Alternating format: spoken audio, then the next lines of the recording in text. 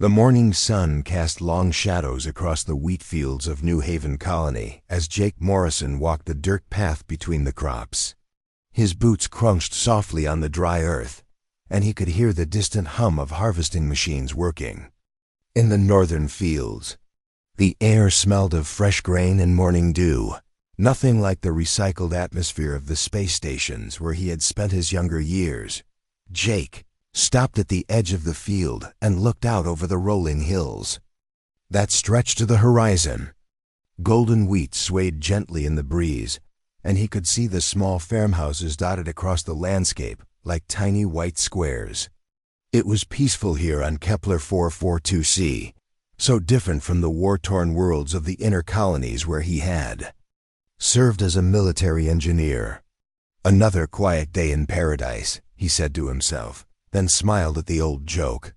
The other colonies called New Haven many things, but Paradise was not one of them. They called it the Forgotten Outpost, the weakest link, the place where Earth sent people who wanted to hide from the real world. Jake did not mind the insults. He had chosen this life after seeing too much death and destruction in his military service.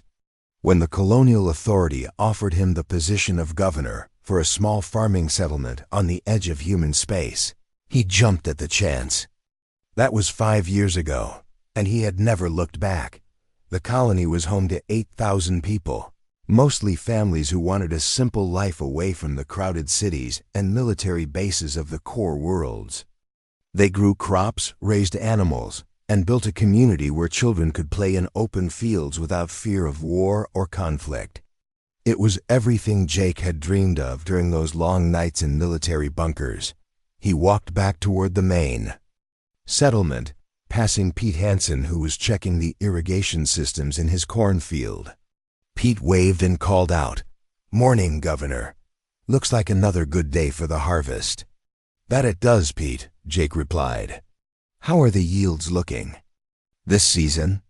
"Better than last year," Pete said, wiping sweat from his forehead. "Maria thinks we might have surplus to trade with the merchant ships when they come through next month." Jake nodded and continued walking. Pete Hansen was a good man, one of the original settlers who had helped build New Haven from nothing. He had been a factory worker on Earth before coming here with his wife and 3 children. Now he ran one of the most productive farms on the planet, and his youngest daughter Kate was one of the brightest students in the colony school. The settlement center was a cluster of simple buildings arranged around a central square. There was the town hall where Jake had his office, the medical center run by Dr. Amy Foster, the school, the general store, and a few small workshops. Nothing fancy, but it served the needs of the community. Jake entered the town hall and found Lisa Carter already at her desk, reviewing the daily reports from the various departments. Lisa was his deputy and the closest thing New Haven had to a security chief. She managed their modest defense systems, which consisted of a few old plasma cannons left over from the original colony, ship and a handful of patrol drones that were more useful for monitoring weather than defending against threats. "Morning, Lisa," Jake said as he poured himself a cup of coffee from the pot she always kept brewing. "Anything interesting in the reports?" "The usual," Lisa replied without looking up from her tablet. "Ben Parker says the water recycling system is running at 98% efficiency. Dr. Foster reports no major health issues, and the school has full attendance for the 3rd week in a row." Jake smiled. It was the kind of boring news he loved to hear. No emergencies, no crises, just the steady rhythm of a community going about its daily business. He had seen enough excitement in his military days to last several lifetimes. "What about the defense grid?" he asked, settling into his chair behind the desk. Lisa finally looked up and gave him a knowing look. "The same as always, Jake. 2 of the plasma cannons are offline for maintenance. The patrol drones are due for software updates. And our entire military budget for the year would not buy a single fighter craft from the core worlds." It was an old conversation between them. Lisa had been a security officer on a merchant vessel before settling on New Haven, and she understood better than most how vulnerable they were. The colony had no real military, no advanced weapons, and no way to defend itself against any serious threat. Their defense systems were mainly for show, designed to deter small-time pirates and raiders rather than actual military forces. "The peace has held for 5 years," Jake said. "Maybe we are just lucky to be so far from the main shipping lanes that no one bothers with us. Or maybe," Lisa said, "we are just not worth the trouble. What would anyone want with a bunch of farmers growing wheat and corn on the edge of nowhere?" Jake knew she was right, but he did not like to think about it too much. New Haven was defenseless, and everyone in the galaxy knew it. The other human colonies often joked that New Haven could not defend itself against a merchant vessel, let alone a real military threat. It was a joke that stung because it was true. Dr. Amy Foster entered the office carrying her medical bag and wearing the tired expression of someone who had been up most of the night. Amy was the colony's only doctor, and she handled everything, from delivering babies to treating injuries from farming accidents. "Morning, Governor," she said, accepting the cup of coffee from Jake. "I just finished checking on old Tom Williams. His back is acting up again, but he refuses to take it easy during harvest season. How many times have you told him to retire?" Lisa asked with a grin. "Every month for the past 3 years," Amy replied. "But you know how these farmers are. They would rather die in their fields than spend a day sitting around doing nothing." Jake understood the feeling. The people of New Haven were not the type to give up easily. They had all chosen to leave behind the safety and comfort of the core worlds to build something new on the frontier. It took a special kind of person to make that choice, and Jake was proud to lead such a community. The morning passed quietly with routine administrative tasks. Jake approved the work schedule for the new irrigation project, signed off on the purchase of replacement parts for the harvesting equipment, and reviewed the applications from 3 families who wanted to join the colony. It was the kind of work he enjoyed, helping people build better lives for themselves and their children. Around noon, Ben Parker stopped by to discuss the power grid upgrades. Ben was the colony's chief engineer, a quiet man who had worked on starships before coming to New Haven. He kept all the colony's systems running smoothly, from the fusion reactors that provided power to the atmospheric processors that maintained the air quality. "The new solar panels are working better than expected," Ben reported. "We might be able to reduce our dependence on the fusion reactors by another 20%. "That is good news," Jake said. "How are the other systems holding up?" "No major problems," Ben replied. "The terraforming equipment is running perfectly, and the communications array is operating at full capacity. Although I have to admit, it has been pretty quiet on the comm channels lately. We have not heard from a passing ship in over 2 weeks." Jake nodded. New Haven was located far from the major shipping routes, and it was not unusual for them to go weeks without contact from the outside world. The isolation was part of what made the colony attractive to people seeking the peaceful life, but it also meant they were truly on their own if trouble ever came calling. As the afternoon wore on, Jake found himself thinking about the early days of the colony. Those first few years had been hard, with equipment failures, crop diseases, and the constant struggle to make a living on an alien world.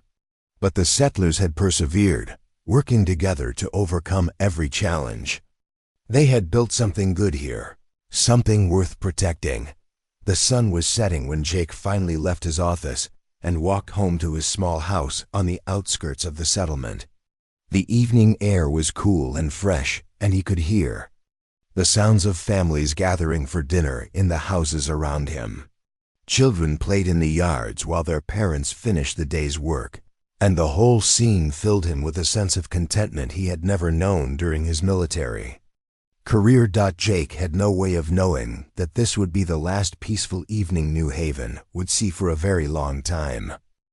Commander Vextar stood on the bridge of his flagship, the Crimson Death, watching the stars shift as his fleet dropped out of hyperspace. Behind him stretched a line of 200 warships, each one bristling with weapons capable of destroying entire cities. The Zephyrian Empire had sent its finest battle fleet to begin the conquest of human space, and Vextar intended to make his mark in history. The Zephyrians were a warrior race that had enslaved dozens of species across the galaxy. They stood nearly 8 feet tall with thick gray skin and 4 arms, each ending in claws sharp enough to tear through steel.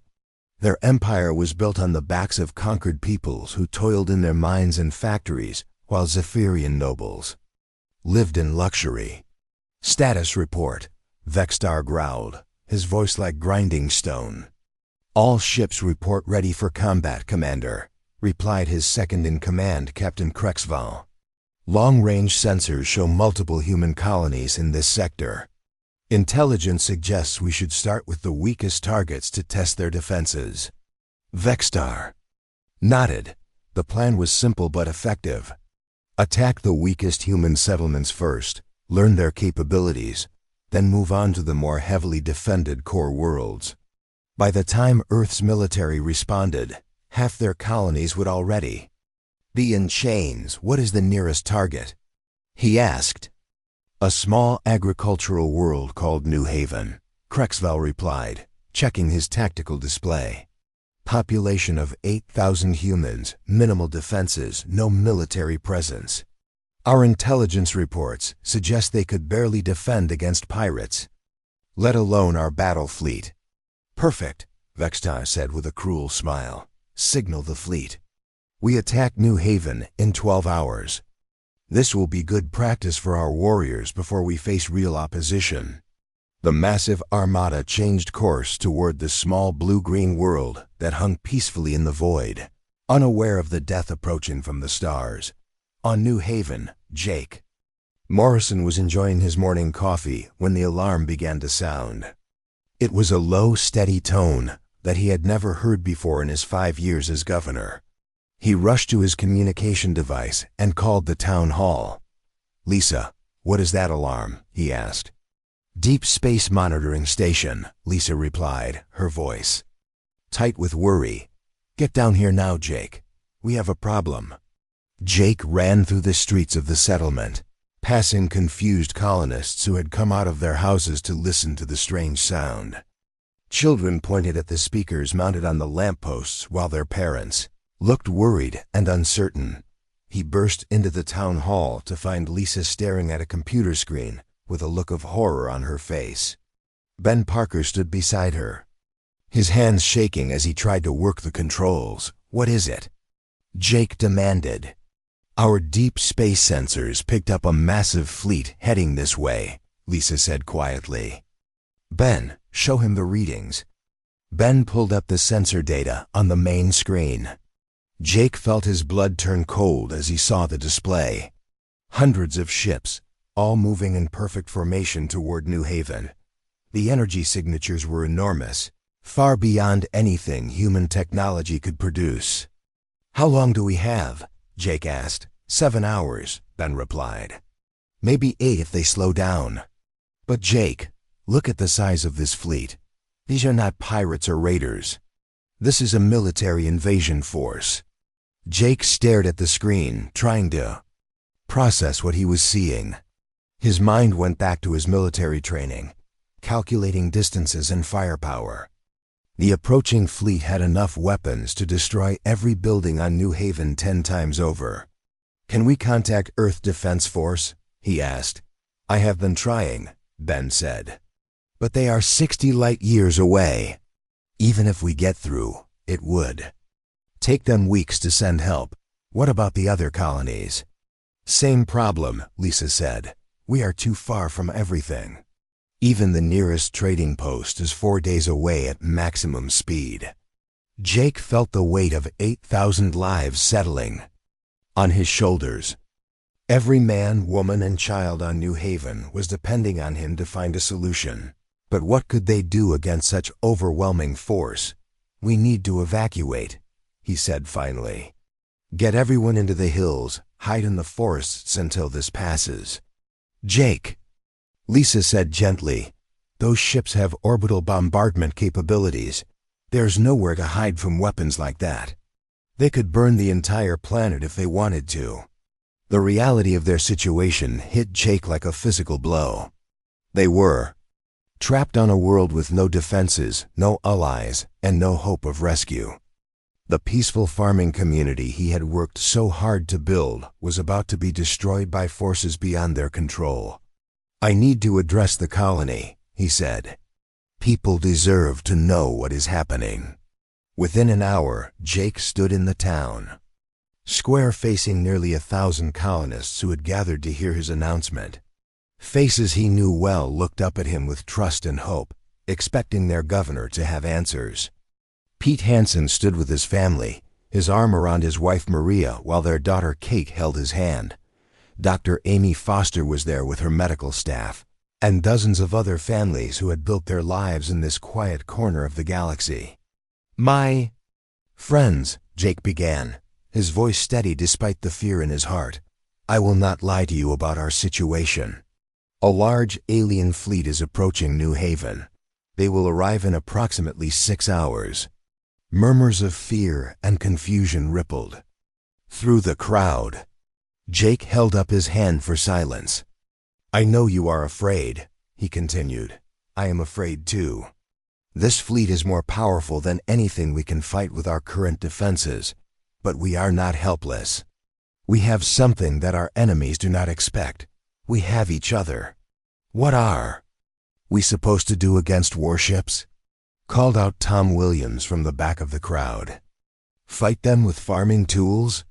"If that is what it takes," Jake replied firmly. "I have spent my life running from conflict, seeking peace in this quiet place.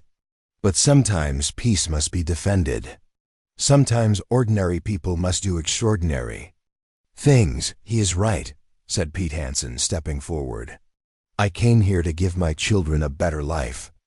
I will not let some alien army take that away without a fight." "But what can we do?" asked Maria Lopez, holding her young son close. "We are farmers and teachers and doctors.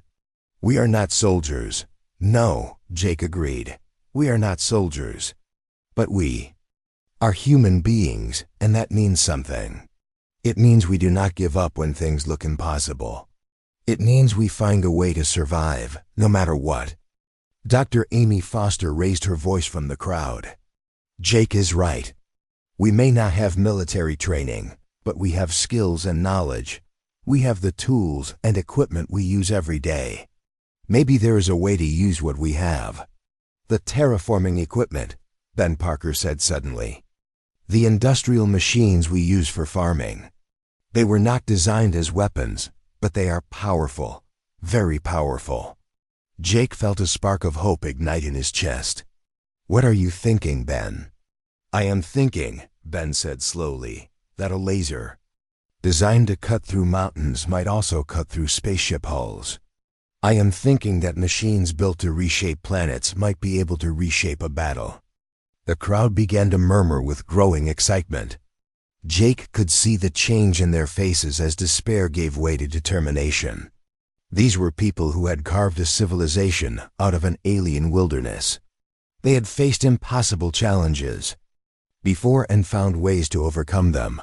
How long would it take? Jake asked. 4 hours, Ben said. Maybe 5 if we push everything to the limit, but we would need everyone to help. Every person in this colony would have to work together. Jake looked out over the faces of his people. He saw fear there, but also courage. He saw ordinary men and women who were ready to fight for their home and their children. In that moment, he realized that New Haven might be considered the weakest of Earth's colonies, but its people had something that could not be measured in weapons or ships. "Then we had better get started," Jake said. The town square emptied as colonists scattered to their tasks with desperate urgency. Jake Morrison felt time pressing against him like a physical weight as he watched his people transform from peaceful farmers into an improvised army. 4 hours.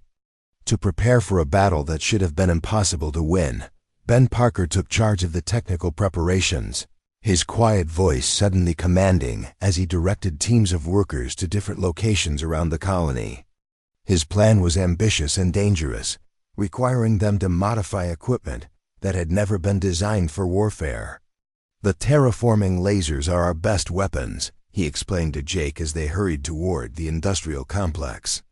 They were built to cut through solid rock and reshape landscapes. The power output is enormous, but they are slow to move and difficult to aim. They reached the massive terraforming station that sat at the edge of the settlement. The machine was as large as a building, with huge laser arrays designed to carve valleys and flatten mountains during the colony's early years. Now it stood silent, waiting to be awakened for a purpose its creators never intended. "Can you make it work?" Jake asked. "I can try," Ben replied, already pulling access panels off the control systems. "But I will need help. These machines are complex, and we are running out of time." Pete Hansen arrived with a team of mechanics and farmers who knew the equipment well. They had all worked with terraforming machines during the colony's construction, and their knowledge would be crucial for the modifications Ben had in mind. "What do you need us to do?" Pete asked. "Remove the safety systems," Ben said. "All of them. These machines are programmed to shut down if they detect anything dangerous. But we need them to be dangerous. We need them to be weapons." While the men worked on the terraforming equipment, Dr. Amy Foster gathered her medical supplies and headed to her laboratory. She had studied alien biology during her medical training, including the physiology of known hostile species. If the Zephyrians matched the profiles in her database, she might be able to create something that could help level the odds. Amy pulled up her files on Zephyrian anatomy and began studying their nervous system. Like most warrior species, they were tough and resilient, but they had weaknesses. Their respiratory system was sensitive to certain chemical compounds, and their neural pathways could be disrupted by specific toxins. "I need Maria Lopez," she said to herself, thinking of the former chemistry teacher who now managed the colony's fertilizer production. "She will know how to synthesize what I need."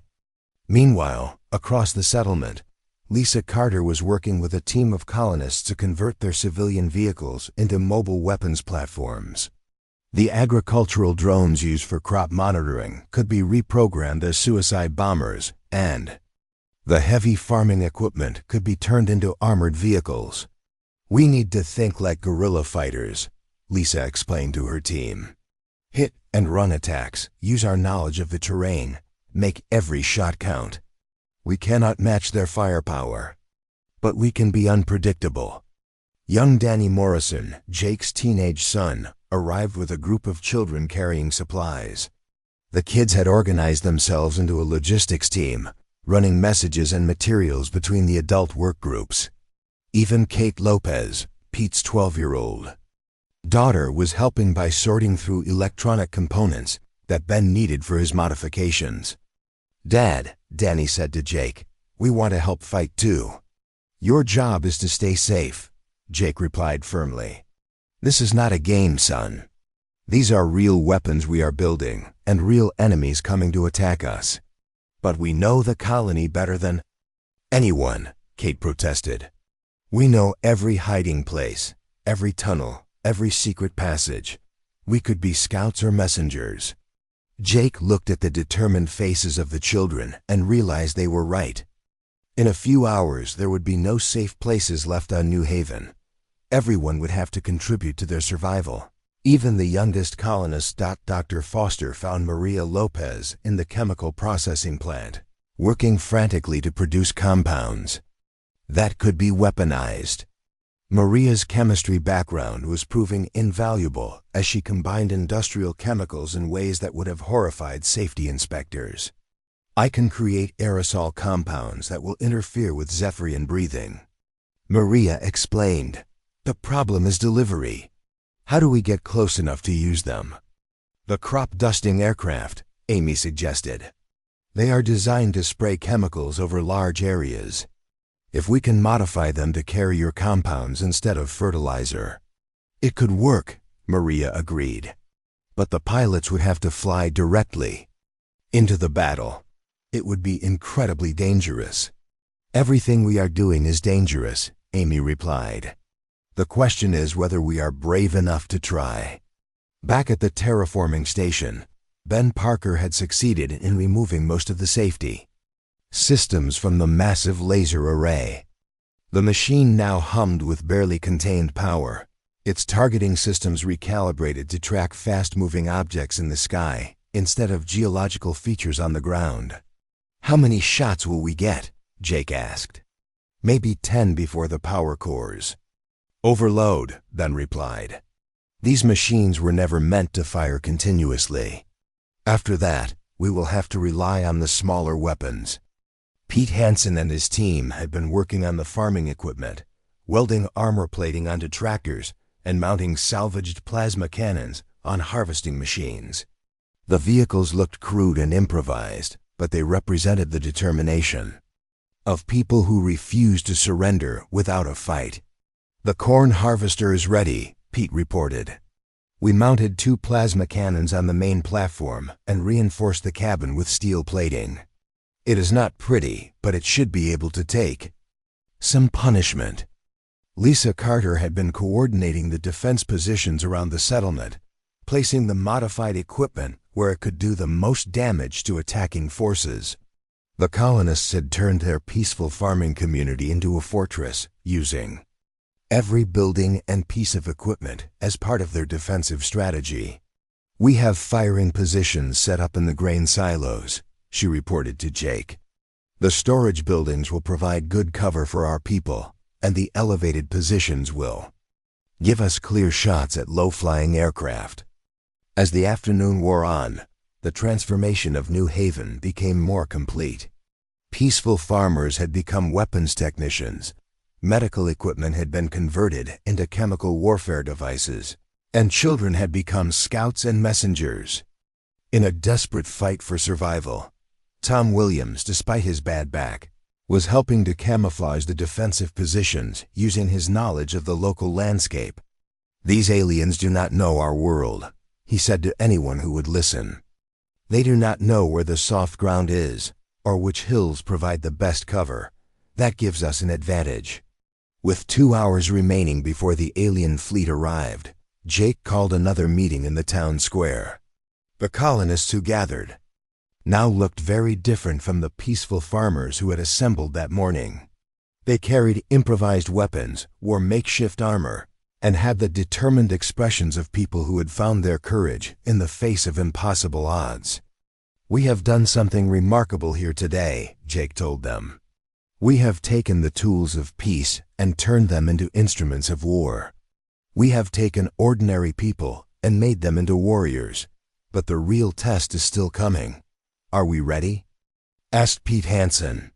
"We are as ready as we can be," Ben Parker replied. "The question is whether it will be enough." Dr. Foster stepped forward, carrying a case full of chemical weapons she had created in her laboratory. "I have prepared enough aerosol compounds to affect their entire fleet, if we can deliver them effectively. Maria has created explosive devices that will make every building a potential bomb. We have turned our entire colony into a weapon." "Then let them come," Jake said quietly.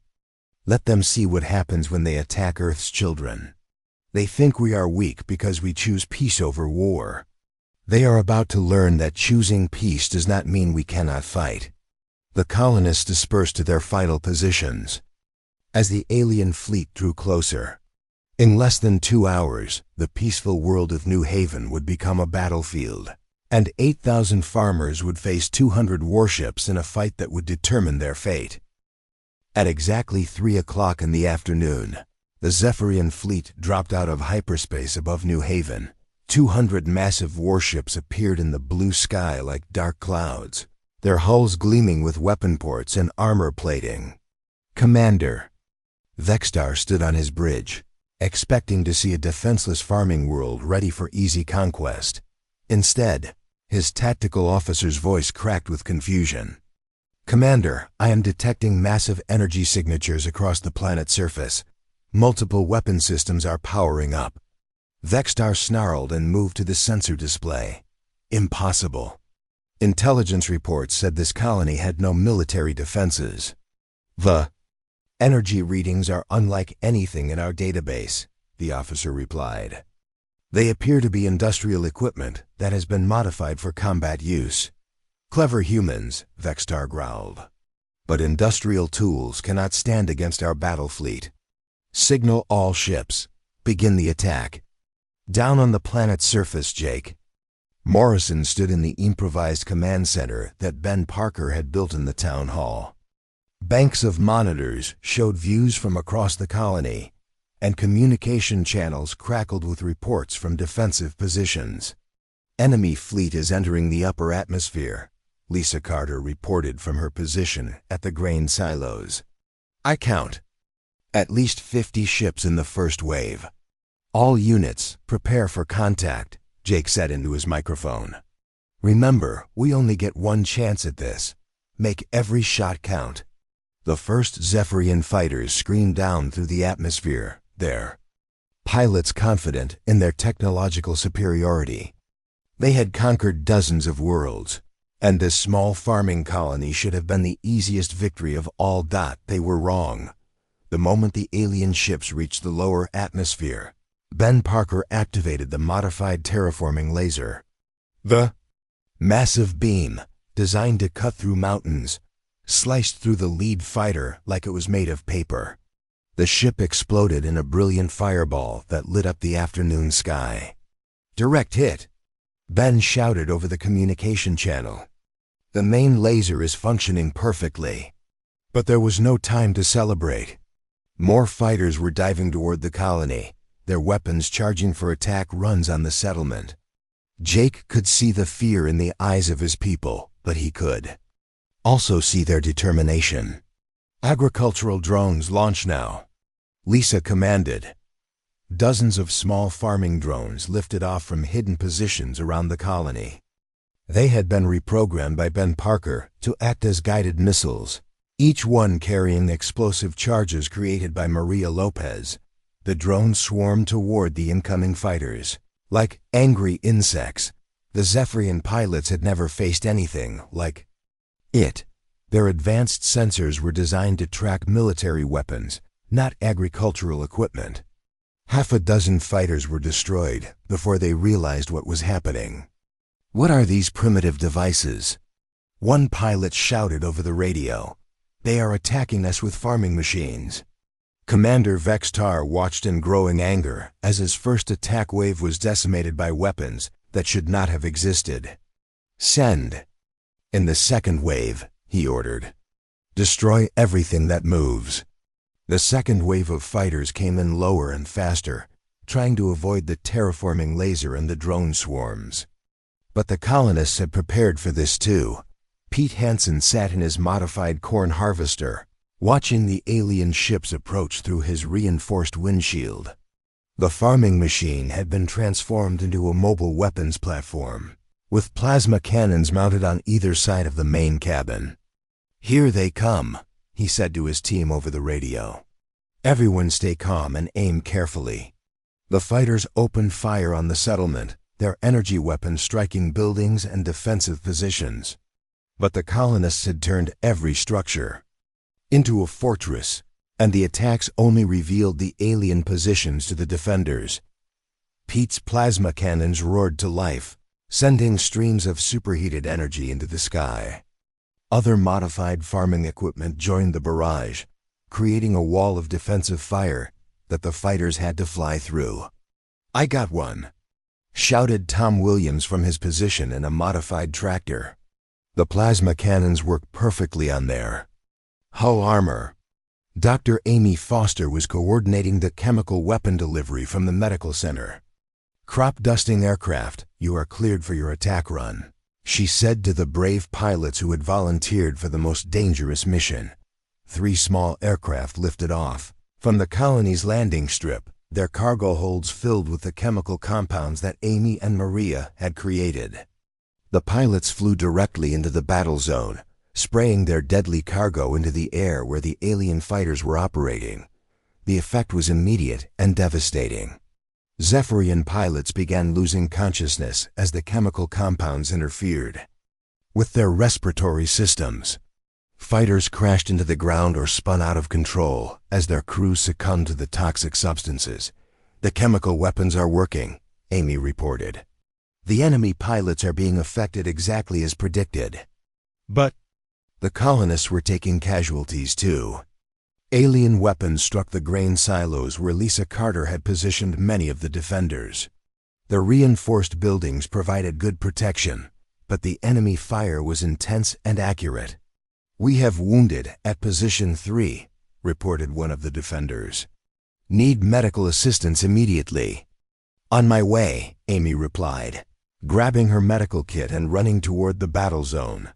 Commander Vextar was becoming desperate as he watched his forces being destroyed by what should have been helpless farmers. "Deploy the heavy cruisers," ordered. "I want this planet burned to ash." The massive warships descended toward the surface, their main guns preparing to bombard the colony into oblivion. These were not light fighters but heavily armored warships, designed to destroy entire cities. Jake watched the huge ships approaching and felt his heart sink. Their improvised weapons had worked against the fighters, but these cruisers had armor thick enough to withstand their attacks. "Ben, can the terraforming laser damage those big ships?" he asked. "I do not know," Ben replied honestly. "The power output is enormous, but those ships are designed for ship-to-ship combat. We are about to find out." The terraforming laser fired again, its beam striking the lead cruiser directly in the center of its hull. For a moment, nothing seemed to happen. Then the ship's armor began to glow and buckle as the industrial laser cut through layers of alien metal. The cruiser exploded in a massive fireball that rained debris across the battlefield. The other warships pulled back in shock, their commanders unable to believe what they had witnessed. "Impossible!" Vextar screamed. "How can primitive farming equipment destroy our battle cruisers?" But the colonists were not finished. Maria Lopez had been saving her most powerful explosive devices for this moment. Hidden throughout the settlement were chemical bombs that could be detonated remotely, turning entire buildings into weapons.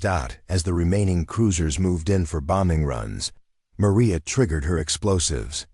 The chemical processing plant exploded with the force of a small nuclear weapon, sending a shockwave through the air that damaged several alien ships. The grain storage facilities detonated next, their contents mixed with explosive compounds that created a chain reaction of destruction. The peaceful farming settlement had become a battlefield covered in fire and smoke. "All remaining units, concentrate fire on the command ship," Jake ordered. "If we can take out their leader, the rest might retreat." Every weapon the colonists had left was turned toward Vextar's flagship. The terraforming laser, the modified farming equipment, and the remaining chemical weapons all focused on the massive alien vessel. The Crimson Death shuddered under the concentrated assault. Its shields failed, its armor was breached, and fires broke out across multiple decks. Vextar watched in horror as his mighty flagship was destroyed by weapons that should not have been able to scratch its hull.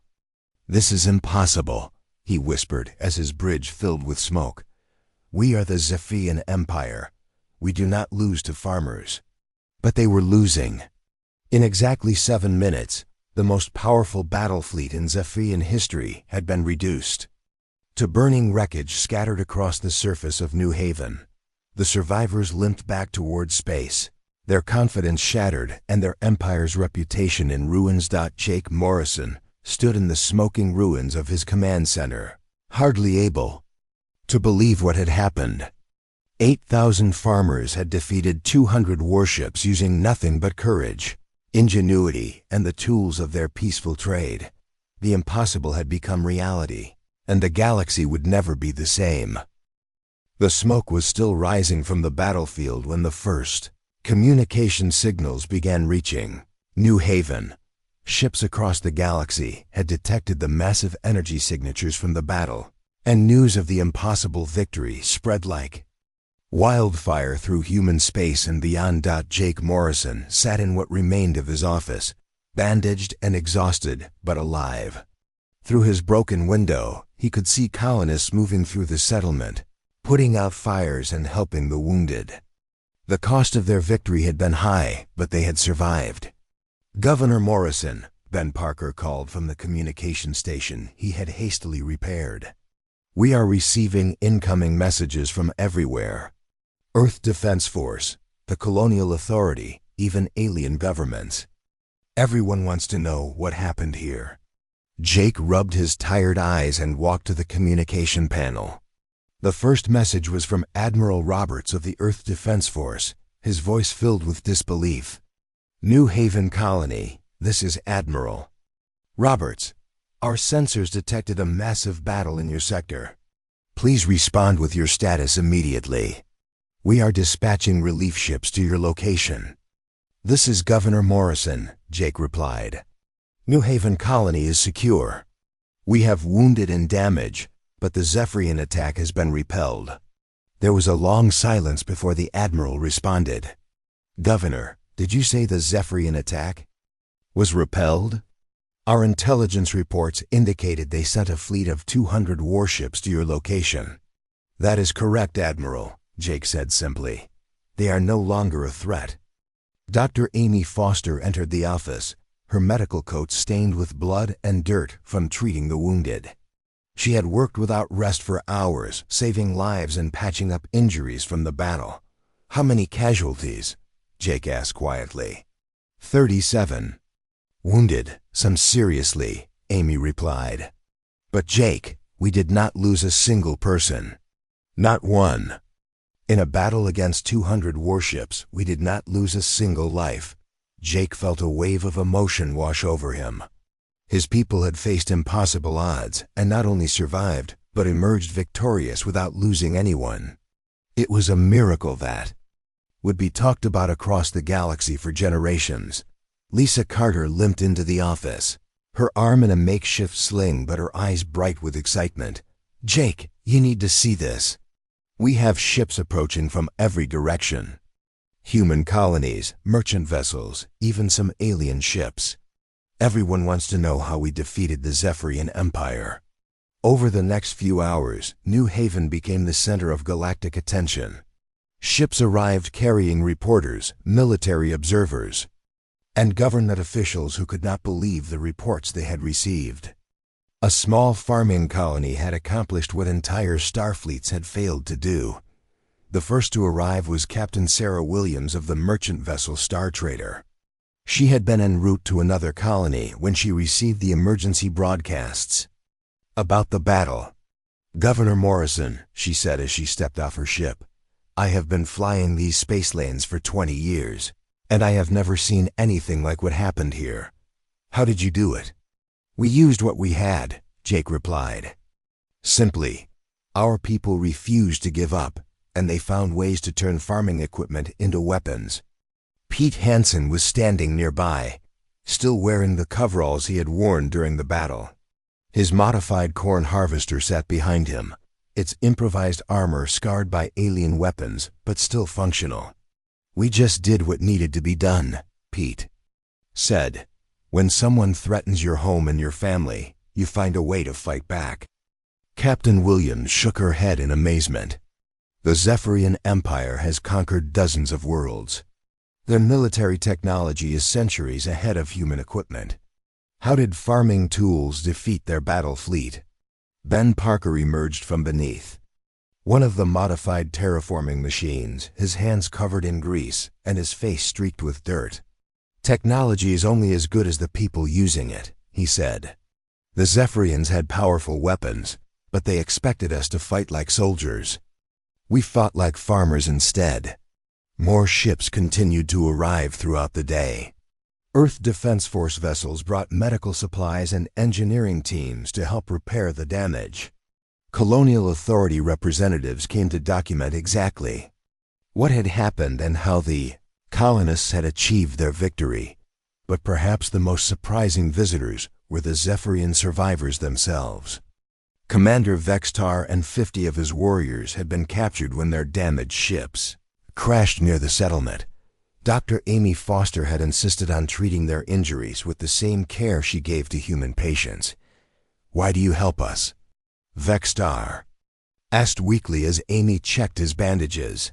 "We came to destroy your world and enslave your people." "Because that is what humans do," Amy replied quietly. "We help those who need help, even our enemies. That is what makes us different from you." Vextar stared at her with his 4 eyes, trying to understand. In all his years of conquest, he had never encountered beings who showed mercy to their defeated foes. The Zephyrian way was to destroy or enslave, never to heal. "Your people fought with weapons made from farming tools," he said. "How is such a thing possible?" "Because we were not fighting for conquest or glory," Amy explained. "We were fighting for our families, our homes, our way of life. That gave us strength your technology could not match." News of the battle reached the Zephyrian home world within days, causing shock and confusion throughout their empire. For the first time in their history, their mighty fleet had been defeated by what they considered a primitive species using improvised weapons. Emperor Thaxville called an emergency session of the High Council to discuss the implications of the defeat. "How can our warriors be defeated by farmers?" he demanded of his generals. "What does this mean for our empire?" "It means," said General Morkex carefully, "that we have underestimated the humans. They possess something our intelligence did not account for." "What could farmers possibly possess that our empire lacks?" "Creativity, your majesty, desperation, the willingness to turn anything into a weapon when their survival depends on it. These are not qualities we can easily counter with superior technology." Back on New Haven, the colonists were trying to return to normal life, but nothing would ever be the same. Ships arrived daily with offers of advanced technology, military support, and trade agreements. The small farming settlement had become one of the most famous places in human space. Maria Lopez stood in her rebuilt chemistry lab, looking at the communication messages that covered her desk. Universities across the galaxy wanted her to lecture about her improvised chemical weapons. Military contractors offered her enormous sums of money to develop new warfare technologies. "I just wanted to grow corn and teach my children about science," she said to her husband Carlos. "Now they want me to become a weapons designer. What will you tell them?" Carlos asked. "The same thing I tell everyone who asks," Maria replied. "I am a farmer and a teacher. The weapons I made were born from desperation, not ambition. I hope I never have to make such things again." Jake Morrison found himself facing similar decisions. Government officials wanted him to accept promotions to high-ranking military positions. Defense contractors wanted to study the colony's improvised weapons and mass-produce them for the military. "Governor," said General Harrison from Earth Defense Force, "your victory here has changed everything. The galaxy now knows that humans can defeat any enemy, no matter how powerful, through ingenuity and determination. We want you to help us spread that knowledge to other colonies." Jake stood on the steps of the rebuilt town hall, looking out over the settlement that had become a symbol of human resilience. Children played in the yards while their parents tended to crops that had been replanted after the battle. It looked peaceful again, but he knew that peace had been earned through courage and sacrifice. "General," Jake said finally, "we did not fight that battle to become warriors. We fought to remain farmers. If you want to learn from what happened here, then learn this. The strength of humanity is not in our weapons or our technology. It is in our refusal to surrender when we are protecting what we love." New Haven Colony had indeed been Earth's weakest settlement, but it had proven that weakness and strength were not always what they seemed. The galaxy had learned that ordinary humans, when pushed to their limits, could accomplish the extraordinary. And in the quiet farming settlement on the edge of human space, children grew up hearing stories of the day their parents turned plowshares into swords and defended their world with the tools of peace.